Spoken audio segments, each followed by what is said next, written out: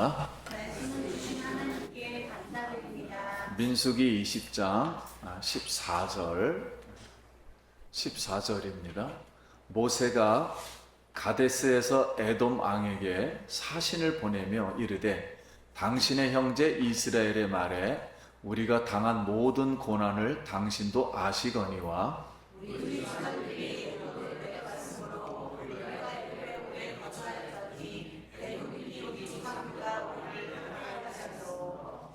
우리가 여호와께 부르짖었더니 우리 소리를 들으시고 천사를 보내사 우리를 애굽에서 인도하여 내셨나이다. 이제 우리가 당신의 변방 모퉁이 한 성읍 가데스에 있사오니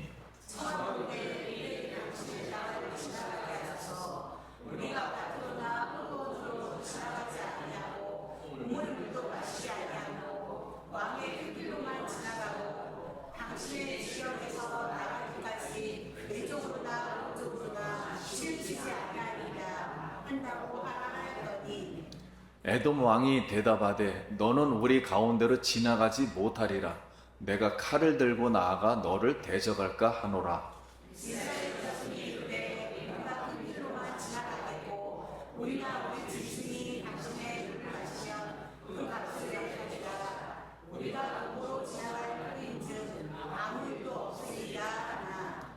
그는 이르되 너는 지나가지 못하리라 하고 에돔 왕이 많은 백성을 거느리고 나와서 강한 손으로 막으니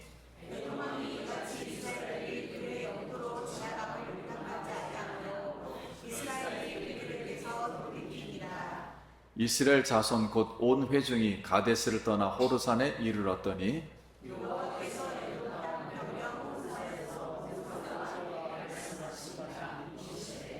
아론은 그 조상들에게로 돌아가고 내가 이스라엘 자손에게 준 땅에는 들어가지 못하리니 이는 너희가 무리바 물에서 내 말을 거역한 까닭이니라.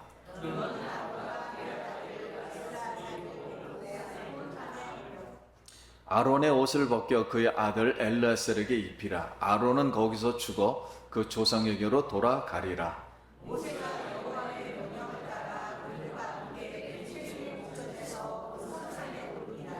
모세가 아론의 옷을 벗겨 그의 아들 엘르아살에게 입히매 아론이 그 산 꼭대기에서 죽으니라. 모세와 엘르아살이 산에서 내려오니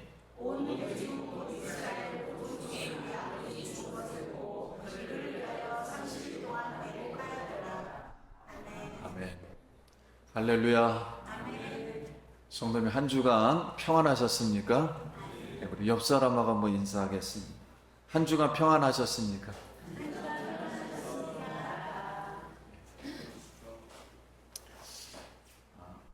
오늘 말씀은 아주 단순한 제목을 정했습니다. 미워하지 말라. 우리 한번 따라할 때 남을 향해서 하지 말고 자기를 향해서 한번 따라하겠습니다. 미워하지 말라. 미워하지 말라. 한 번 더 하겠습니다. 자기를 향해서 미워하지 말라. 미워하지 말라. 우리 테네시 윌리엄스라는 그 희곡 작가인데 올회라는 작품이 하나 있습니다. 올회, 올패, 오르패 뭐 이렇게도 읽어요. 근데 생소하죠? 올회? 올회라는 뜻은 신화에 나오는 인물인데 방랑자, 바람둥이, 배신자 뭐 이런 뜻입니다. 근데 이 희극의 내용이 이제 이렇습니다. 레이디라는 딸을 가진 어떤 아버지가 과수원하고 양조장을 해서 돈을 많이 벌었어요. 그래서 하인을 거느리고 기분 좋게 살고 있는데 어느 날 이 방랑자가 젊은 청년이 가수원에 불을 질러서 가수원도 다 태워버리고 아버지도 그만 불에 타 죽어버렸어요. 그래서 이 딸 외동딸 하나가 아주 고독하고 외롭다가 아주 이 온화한 청년을 한 명 만났어요. 그 청년이 레이브인데 이 청년을 만나서 이제 결혼을 했습니다. 그래서 결혼해서 너무 행복하게 잘 살고 있는데 어느 날 자기 남편인 레이브가 아버지를 죽인 살해범이라는 걸 알게 돼요. 그러니 마음이 이제 사사사사시 미움으로 바뀌는 거예요. 그래서 나중에는 이제 미움으로 계속 바뀌자 이 남편 레이브를 아주 말없이 고통스럽게 죽여야 되겠다, 이런 방법을 이렇게 찾고 있는 중에 그만 그 남편 레이브가 불치병에 걸려서 누워있게 되었습니다. 그 아내는 마음에 그냥 분노와 미움과 막 복수심으로 레이브가 고통스럽게 죽도록 그냥 방치를 하는 거예요. 그냥 내버려 두는 거예요. 근데 사람의 마음은 다 알잖아요. 그러니까 레이브가 딱 보고 있으니까 자기를 그냥 방치하고 적개심을 가지고 있다는 걸 알게 되었어요. 그러니까 이 남편 레이브도 아주 이제 아내를 미워하고 이 적개심을 가지고 같이 또 이거 내가 죽기 전에 내가 복수해야 되겠다, 이런 생각이 계속 들어간 거예요. 그래서 어느 날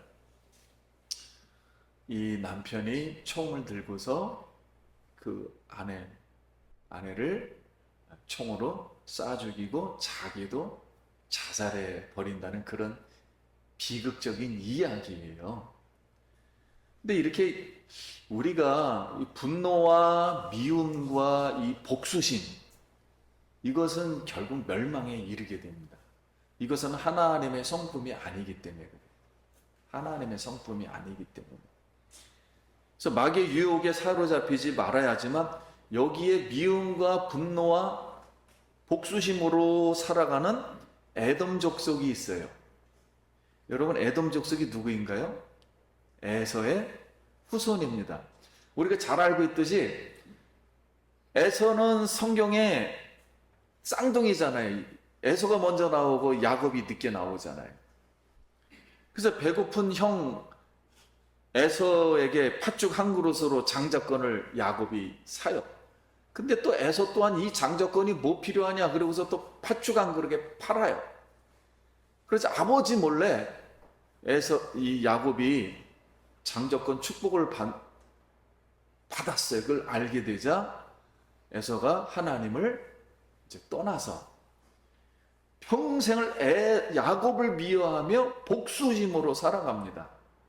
자, 그러다가 시간이 성경에 한참 흘러서 야복강을 건너서 결국 에서를 만나게 되죠. 그래서 선물을 잔뜩 주니까 에서가 1차적으로 이제 화합을 해요. 그러나 서로 이제 다른 길을 그게 마지막이에요. 그리고 나서 이제 400년이 흘렀습니다. 흐르고 이제 200만 이스라엘 백성이 광야생활 40년을 쫙 마치고 가나안으로 들어가려면은 왕의 대로라는 그 지름길로 다 가나안을 들어가야 돼요. 근데 이 왕의 대로를 거치려면 에돔 족속을 거쳐야 합니다. 에돔 족속에 그 왕의 대로가 되어 있거든요. 근데 참 세상에 그래요. 하나님 우리가 가는 길에 항상 이게 좀 좋은 길이었으면 좋은데 꼭 가시 같은 사람 옆에다가 꼭 길을 만들어놔요. 아주 이 성공의 길을. 이게 참 골치 아파요. 그 길을 가야 되기 때문에 모세가 급한 마음에 사신을 보냅니다. 에돔 왕에게 우리가 이 길을 갈 테니 우리는 옆 사람하고 싸우지도 않겠습니다. 물도 안 먹겠습니다. 물도 먹으면 그 값을 드리겠습니다. 조금이라도 손해가 나는 건 다 지불하겠습니다. 그리고 어떠한 것도 아무튼 이 통가비도 다 내겠습니다. 오직 앞만 보고 행진하겠습니다. 딱 이렇게 양해를 구하면서 마음을 사려고, 당신도 애굽 때문에 이집트 때문에 이 에서도 많은 고통을 받았거든요. 우리도 에집트에서 나왔으니 우리 같은 고난을 받은 사람들입니다. 그래서 양해를 구하면서 통과를 허락해 주십시오 라고 했는데, 만약에 성도님이라면은 통과시켜 주겠습니까? 야곱에 대한 마음과 복수심으로 살아가는 망낭자, 하나님을 배반한 에돔이 통과시킬 리가 없겠죠. 마음에 깊이 이 복수심이 있는데, 미워하는데. 그래서 야곱이 이렇게 에돔이 생각합니다. 야, 야곱 이스라엘이 또 우리를 속이려고 하는구나. 그리고 이게 수작을 부리다가 우리를 분명히 칠 것이다. 이러면서 거절을 해요. 그러니 이때 모세가 급한 마음에 괜히 거기로 간다고 했다가 깨달았습니다. 그래서 하나님이 모세에게 말씀합니다. 돌아가라. 거기로 가지 말고 돌아가라. 이렇게 말씀을 합니다. 그러니까 인간의 생각과 하나님의 생각이 달라요. 그리고 인간의 길과 하나님의 길이 달라요. 그리고 인간의 뜻과 하나님의 뜻이 달라요. 그래서 마귀의 유혹에 사로잡혀 마음과 복수심으로 에돔과 싸워서 만약에 거기서 이긴다 할지라도 여러 소비를 다 하는 거예요. 가나안 직전에 그냥 쓸데없이 싸움을 해서 체력을 다 낭비하고, 체력만 낭비하는 게 아니에요. 그분들이 얼마나 복수심과 미움에 가득 찼는데, 여기도 거기서 그런 식으로 말하면 이쪽에 있는 이스라엘 백성들도 막 미움과 분노가 가득 차가지고 마음이 어떻게 되겠습니까? 마음이 부패하고 같이 부정해서 같이 대적을 해서 싸우다 보면은 같이 더러워지는 거예요. 그래서 하나님은 이걸 아시고 돌아가라 그랬던 거예요. 그 돌아가려니까 너무 고난을 이제 받게 되는 거예요. 말할 수 없는. 그러나 하나님은 이 힘든 길이지만은 안전한 길을 이제 선택하셨습니다. 자, 여기서 우리에게 이제 주는 교훈입니다. 우리가 배워야 할 교훈. 간단하게 적용을 하면, 나를 미워하는 사람을 미워하지 맙시다. 미움과 분노와 복수심은 사망에 이르게 합니다. 나의 길을 갈 때 방해하는 일이 있을 때에는 내 생각과 뜻과 길이 하나님의 길과 뜻과 생각과 달라서 나를 더 안전하게 인도하시는 하나님만 깨닫고 하나님 말씀에 순종하길 예수님의 이름으로 축원합니다. 다른 사람이 나를 향해서 잘못할 때 그 사람을 책망하지 말고 먼저 내 자신을 책망하고, 그 말씀이 논어에도 나오고 중용에도 나오고 대학에도 나오고 맹자의 말씀. 제가 요새 논어, 중용, 대학 다 읽었어요. 동양철학이 이렇게 깊다는 걸 처음 알았습니다. 많은 걸 깨달아요. 더 깊이 적용하려고 지금 3권을 읽었어요. 아무튼 저도 많이 고인물이 다시 흐르고 잠자던 내 인격을 지금 그 책들이 깨우고 있습니다. 아무튼 성도님들, 하나님의 사랑을 받아서 미워하지 말고, 남 미워하지 말고 사랑하는 마음으로 하나님의 길만 생각하길 간절히 기도합니다. 화가를 꿈꾸는 이 소녀들이 레오나르도 다빈치, 그 유명한 레오나르도 다빈치를 찾아왔어요. 그때 레오나르도 다빈치가 심혈을 기울여서 예수님의 얼굴, 초상화를 다 그리고 있었습니다. 그런데 그 소녀들이 심히 막 열심히 어떻게 그리나 그걸 너무 자세히 보려다가 그만 초상화 그 다리를 쳐가지고, 아이 이놈의 그림이 그냥 다 자빠지고 그냥 물감이 다 자빠져 버렸어요. 그러니 레오나르도 다빈치가 화가 잔뜩 났습니다. 그래서 이 소녀를 불러가지고 주의를 주며 막 책망을 엄청 했어요. 화가 잔뜩 났습니다. 그러니까 소년이 울면서 밖으로 튀어나갔어요. 밖으로 나가자. 그리고 나서 이제는 막 레오나르도 다빈치가 막 붓도 던져버리고 이러다가 이제 마음을 가라앉히고 예수님의 초상화를 다시 완성시키려고 하니까 그림이 그려지지가 않는 거예요. 그 화 때문에 다 막혀버렸어요. 이게 막혀가지고 뭐 영감도 안 떠오르고 이게 그려지지가 않는 거예요. 그래서 바깥으로 나갔습니다. 그래가지고 그 애를 찾아가서, 얘야, 내 말이 너무 심했구나. 내가 너보다 더 잘못했다. 하나님은 지금 나에게 하나님의 그 생명을 나에게 들여보내서 이 그림을 그리게 했는데, 그만 내가 화를 내는 바람에 하나님의 생명이 다 막혀버려가지고 영광과 그 생명이 다 막혀서 지금 그릴 수가 없구나. 내가 너무 지나쳤으니 나를 용서해다오. 그래서 그 아이가 풀려가지고 다시 화실로 들어갔어요. 화실로 들어가고 나서 다시 예수님의 초상화를 그리니까 예수님의 얼굴이 다 완성이 되었습니다. 이렇게 우리 미움과 하, 분노, 이것은 하나님의 뜻을 이룰 수가 없어요. 그래서 오늘 이스라엘 백성들이 가나안에 들어가기 직전에 오늘 20장 이 말씀은 세 포인트로 되어 있어요. 첫 번째는 들어가기 직전에 물이 없다는 핑계로다 막 아론하고 모세한테 막 원망을 했어요. 그리고 반역하자. 그래도 하나님은 이스라엘 백성들의 그 부정한 마음, 그 화, 그 분노, 그 미움, 그 마음을 반석의 물로 씻어 주려고 모세에게 명해라, 그리고 먹이라 그랬습니다. 그래서 새 마음을 만들려고 하려고 했는데 모세가 반석을 명하라는 걸 화가 잔뜩 나서 지팡이로다 그냥 막 2번을 쳤다 그랬어요. 그러니까 성경 말씀이 다른 거죠. 명하는 것과 내가 치는 거하고는 다른 거죠. 말씀 자체가. 그래서 막 쳐가지고 결국은 모세가 화를 내자 하나님이 모세와 아론에게 말씀을 합니다.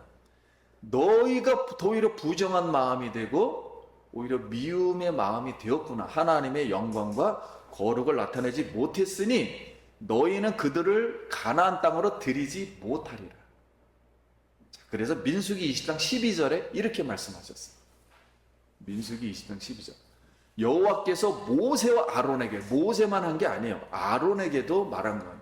아론에게 이르시되 너희가 나를 믿지 아니하고 이스라엘 자손의 목전에서 내 거룩함을 나타내지 아니한 거로 너희는 이 회중을 내가 그들에게 준 땅으로 인도하여 드리지 못하리라 하시니라 그랬어요. 그러면 아론이 모세가 다시 가나안 땅에 들어가려면 어떻게 해야 됩니까? 그러면 이 죄 짓는 옛사람이 죽어야 돼요. 이 미움이 죽어야 돼요. 미움과 그 복수심, 그 화, 이게 죽고 새 사람으로 살아나야 됩니다. 그래서 하나님은 먼저 아론의 옷을 벗깁니다. 그게 오늘 20장 23절에 모세가 아론의 옷을 벗겨 그의 아들 엘르아셀에게 입힘에 아론이 그 산 꼭대기에서 죽으니라. 모세와 엘르아셀이 산에서 내려오니 그랬어요. 그러면 이제 이 말씀이 갑자기 하나는 무리바 사건을 얘기하다 느닷없이 아론의 옷을 벗기는 이야기를 지금 하고 있는 거예요.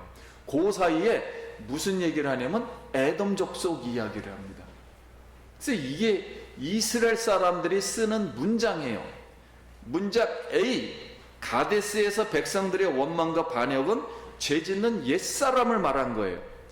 그런데 무리바 사건으로 아론이 가나안에 못 들어간다 선고를 받아요. 근데 B 이야기가 갑자기 달라져요. 이제 멈추면서 B 이야기는 에돔이 이스라엘을 미워해서 복수심 때문에 죄짓는 옛사람 때문에, 에돔 사람 때문에 이스라엘 백성이 가나안에 들어가는 길에 통과 못한다, 이 이야기를 하다가 갑자기 A 얘기를 다시 하는 거예요. 아론의 이야기를 다시 하는 겁니다. 아론의 옷을 벗긴다는 것은 죄 짓는 옛사람, 아론이 부정하다 그랬잖아요. 그 옷을 벗기는 거예요. 부정의 옷을 벗기고 그 아들에게, 아들은 새 생명을 말해요. 그 아들에게 아론의 옷을 다시, 제사장의 옷을 입혀주는 거예요. 그래서 새 사람을 입는다 그런 뜻이에요. 그러니까 엘레셀이 입었으니까 엘르에셀이 들어가겠죠. 이제.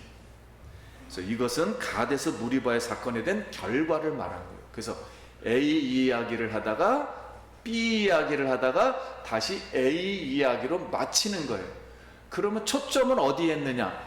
A 이야기가 아니에요. B에 있는 거예요. 가운데 이야기를 강조하기 위해서, 에돔 사건을 강조하기 위해서 이렇게 기법을 쓰는 거예요. 그러면 B를 강조하는 문장으로서 에돔 사람처럼 이렇게 400년 동안 계속 미워하고 옛사람을 가지고 이스라엘을 아예 목전에서 방해하고 그런 마음과 분노와 이 복수심으로 살면 안 된다 하는 뜻이 20장의 핵심인 거예요. 20장에 그거를 강조하기 위해서 앞뒤를 그냥 조금씩 설명해 준 거예요. 그래서 이렇게 부정하고 죄짓고 이런 옛사람은 죽고 새 사람을 입어야 한다. 우리 성도님들 살다 보면은 이게 용서를 꼭 해야 되는 입장에서요. 근데 용서가 쉽지 않죠. 여러분, 이 노노맹제 중용 대학 이게 있는데 그 맨 끝머리가 뭘로 끝나냐면 서로 끝나요. 서가 뭐냐면 용서예요. 용서로 끝나요. 그게 동양 철학의 맨 끝머리에 그 대단한 막이 서를 끝난다는 거예요. 서. 그러니까 이게 용서가 쉬운 게 아니죠. 그래서 오늘 예배소서 4장 우리 17절 말씀 보면, 그러므로 내가 이것을 말하여 주 안에서 증언하니 이제부터 너희는 이방인 그 마음에 허망한 것으로 행한 것 같이 행하지 말라. 그들의 총명이 어두워지고 그들의 가운데 있는 무지함과 그들의 마음이 굳어짐으로 말하며 하나님의 생명에서 떠나 있도다. 그들의 감각이 없는 자가 되어 자신을 방탕에 방임하여 모든 더러운 것을 욕심으로 행하되 오직 너희는 그리스도를 그같이 배우지 아니하였느니라.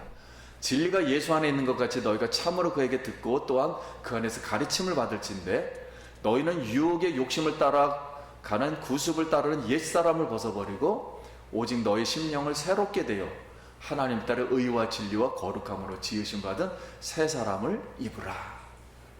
이렇게 말씀했어요. 자, 여기에서 바울은 예배소 성도님들에게 옛사람이라 그러죠. 미움이라는 것도 옛사람에 속해요. 미움의 옛사람의 특징 5가지를 말한 겁니다. 그러니까 하나님의 성품이 아니라는 거죠. 그게 첫 번째가 뭐냐면 허망함이에요. 허망함이란 뜻은 약속은 하지만 지킬 마음이 없다는 뜻이에요. 우리가 교회에서 직분자 선택할 때, 세례 받을 때 약속하잖아요. 성도의 권리와 의무를 다하겠습니다. 약속은 하지만 지킬 마음이 없는 거예요. 이걸 허망함이라 그래요. 두 번째는 총명이 어두워진다 이런 뜻이에요. 이 총명이 어두워진다는 것은 지식적인 어둠을 말하는 거예요. 이게 무슨 뜻이냐면은 어떤 일을 보지만 의미를 깨닫지 못한다는 거예요. 그 예 중에 하나가 요나 얘기예요. 요나가 하나님께 불순종하잖아요. 느네로 가라앉는데 다시 쓰러가잖아요. 그래서 풍랑을 만나잖아요. 그 풍랑이 누구에게 한 말인데? 요나에게 한 말인데 낮잠 자고 있다가 빠져버려서 고레배 속에 들어가요. 이거 다 요나에게 얘기하는 말인데 보기는 보지만 깨닫지를 못한단 말이에요. 토하고 나서야 그때서야 마지못해 이제 순종하게 된 거예요. 이렇게 이걸 갖다 총명이 어두워진다. 보긴 보지만 깨닫지는 못하는 것. 세 번째는 무지함이에요. 무지함이라는 것은 우리 과거에는 남자였는데 현재는 여자. 그래서 이 젊은 사람들이 있어요. 과남, 현여. 이게 뭐냐면 성주 전환수사라는 사람들, 동성애하는 사람들을 이렇게 표현을 해요. 과거에는 남자였는데 현재는 뭐다? 여자 행세한다. 자, 이게 무지해서 그런 거죠. 그 다음에는 굳은 마음. 굳은 마음은 석계석으로 마음이 굳은 것. 이건 교만함을 말하고, 방탕은 자기를 포기하는 거예요. 자기를 포기해서 감각 없이 방탕하는 거다. 그래서 오늘 말씀은 우리가 이제 가나안에 들어가기 직전에 이 에돔이라는 걸 꼭 하나님께서 진을 쳐놨다는 거예요. 우리가 천국을 너무 기분 좋게 들어갔으면 좋겠지만은, 기분 좋게 하나님은 구원시켜 놓고서는 꼭 끄트머리에다 이렇게 미워할 수밖에 없는 사건을 만들어 놓고 이렇게 진치고 있으니 이 옛사람이 끝까지 죽어요. 나의 힘으로는 할 수 없지만 예수님의 마음은 할 수 있어요. 예수의 십자가에서 못 박히면 예수의 피의 능력은 미움이 변해서 사랑을 하게 해주는 거예요. 하나님이 만약에 우리를 미워했다면은 우리를 구원하지 못했을 거예요. 그러나 하나님은 우리 미운 우리를 사랑의 마음으로 용서해 주어서 예수의 피로 씻어 주어서 우리가 하나님의 백성, 자녀된 줄 믿습니다. 예, 우리 굳었던 마음들 이렇게. 그래서 저하고 이 카톡을 잘하는 한 분이 있어요. 그분이 저한테 카톡을, 무슨 카톡을 냈냐면 참 멋있는 말을 많이 남기더라고요. 우리가 좋지 않는 소리를 세상에서 듣게 되잖아요. 소리에 놀라지 않는 사자처럼,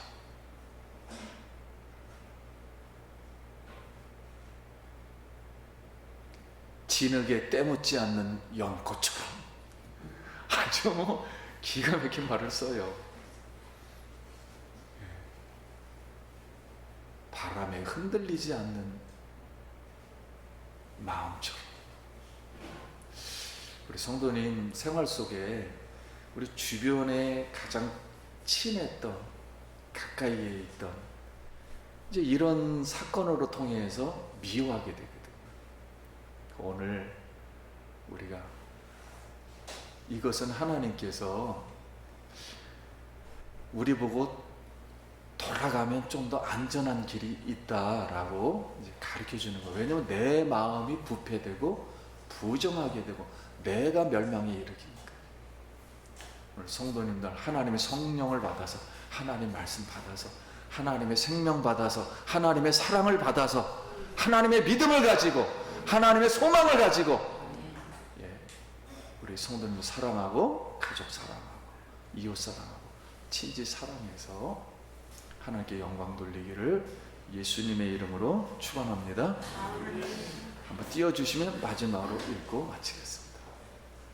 사랑하는 예수 기쁨 교회 성도님, 허망하고 총명 없으며 무지하고 굳은 마음으로 교만하고 방탕하여 죄짓는 옛사람을 벗어버리고 십자가에서 못 박혀 죽고 하나님의 뜻을 따라 의와 거룩함으로 지으심을 받은 새 사람으로 살아서 천국 기업을 누리시길 예수님의 이름으로 축원합니다.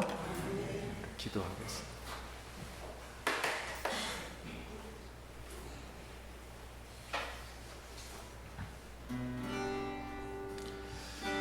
우리 마음속에 여러분 이 미움과 적개심과 분노와 이런 게 있으면 예수의 피로 씻고 떠오르는 사람이 있다면은 한 번 더 미워하기보다는 나를 책망하고 그를 한번 용서할 수 있는 그런 마음을 갖길 바랍니다. 같이 기도합니다. 하나님 아버지, 은혜를 감사합니다. 오늘 말씀을 통해서 우리가 다시 하나님의 길과 하나님의 뜻과 하나님의 말씀을 잘 기억해서 우리와 다르다는 것을 깨닫고 오직 하나님만 믿고 그 말씀에 순종해서 아버지께 영광 돌리게 하여 주시옵시고 우리 하나님의 뜻을 이루어 드릴 수 있도록 은혜 베풀어 주시옵소서. 하나님 은혜 감사합니다. 오늘 우리 마음속에 있는 미움 예수의 피로 고백하오니 깨끗이 용서하여 주시옵소서. 하나님의 사랑을 이웃에게 전해서 수많은 영혼들에게 기쁨과 화목이 될 수 있도록 하나님 은총 베풀어 주시옵소서. 예수님 이름으로 기도합니다. 아멘.